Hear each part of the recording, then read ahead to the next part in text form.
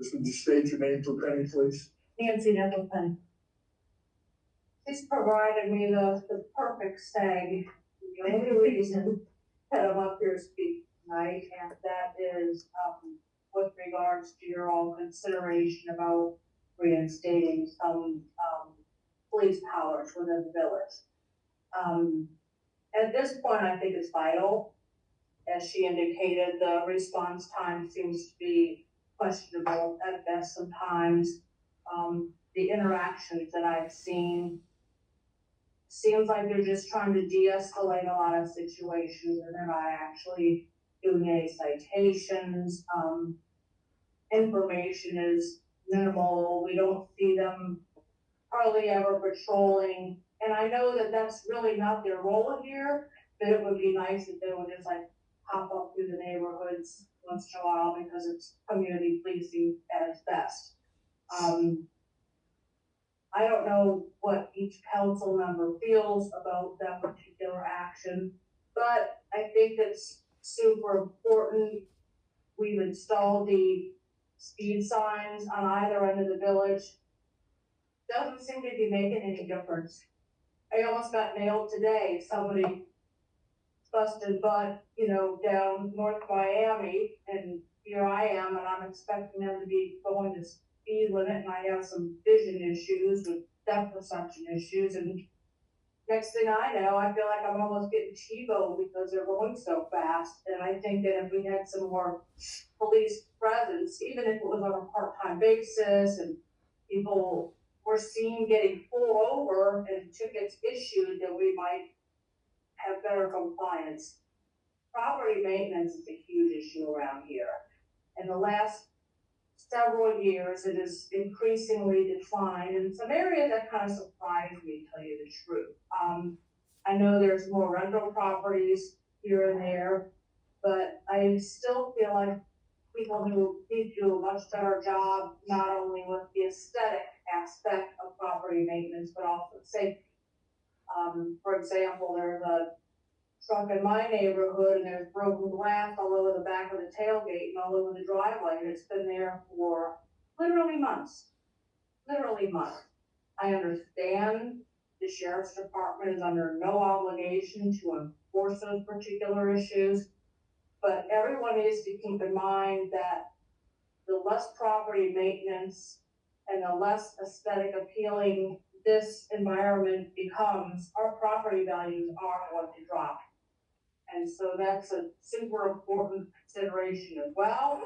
And that's all I have tonight. Any questions from council members?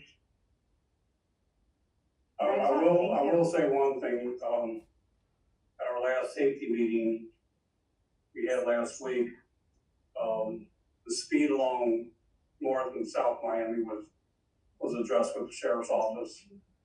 We have asked them to up their presence along there and report to the village and to council separately citations, the amount of citations along that area. So it is an issue that we're trying to address, and hopefully they're going to do their part to increase their presence along that area, especially with the time change coming and the amount of kids that are going to be walking up north and South Miami during school hours or before school hours. So hopefully they're going to address that issue and police a little more along that line. They're not necessarily under any obligation to do that, though, correct? So I hope they take us seriously of what we're requesting.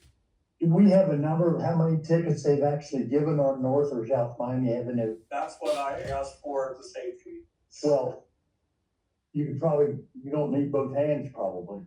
Well, I've been on North Miami Avenue for 57 years. Right. And I see the police, I know what 35 mile an hour is, and the speed limit's 25 mile an hour. And I have seen the county with no lights or nothing speed past my house. Yeah. I mean, signs is great. Put speed sign, but if nobody gets a ticket, we all know we can go 50 if it's 35 because nobody's going to ticket us. It's a changing world, people. as part of the reason the signs have been put up, where we can monitor, the speed. You know, what Yeah, happens, we get a report of how many violations there are of that speed, of a certain range. but does the people that do the speeding get reprimanded for that? Well, that, we can't do anything about that. The Don't we have a police- police department? What we have done is monitored what the requests that we can get from the speed signs is How many speeding, yeah, I times a understand day. that. So then we have communicated to the Hamilton County Sheriff's Department that there's increased speeding during this time frame, and we have requested they patrol the areas, and we've requested that they give out speeding tickets. Shouldn't they be doing that anyways, because that's not just a village thing, that's a United, that's literally the whole point of the police department, is to uphold laws, not just for the village, but for all of Ohio, all of Hamilton County, all the United States, like, that's literally the whole reason why we have That police. is, society has changed quite a bit since COVID, and what you were saying earlier about the stop signs, I have requested that they control the red light, I know, because I see it all the time going to and from work. It's not just in Cleves though. Oh, It's all God, people over. are running red lights all over the And the city. problem is, during Clifton is COVID, horrible. police weren't pulling people over for anything like that, and it's just that mentality is it just continued. Rampant. Stop signs don't exist right now. They really The don't. option, a lot of laws don't exist right now. Options, right. But as far as what the public safety committee, we do monitor that, and we do request, I mean, we're contracted with them, and they're supposed to enforce the speed limit, and we do request that they get out there and patrol. That's my point, I think that they ought to report to you guys how many tickets they gave last month on We've had. main streets. And that's what I asked at this past meeting, them break that down of what amount of tickets have been issued on North and South Miami.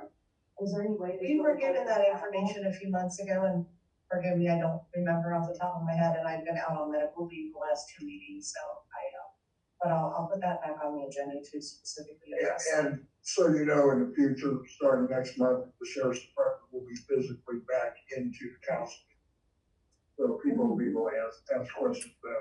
Right, to the point that we were just talking about, Miami Avenue, what about Harrison Avenue? Harrison Avenue is the cut through off of East State to try to get to 50. I happen to live two houses down on that. I can count you every single car that comes down that street speed, especially during rush hour traffic.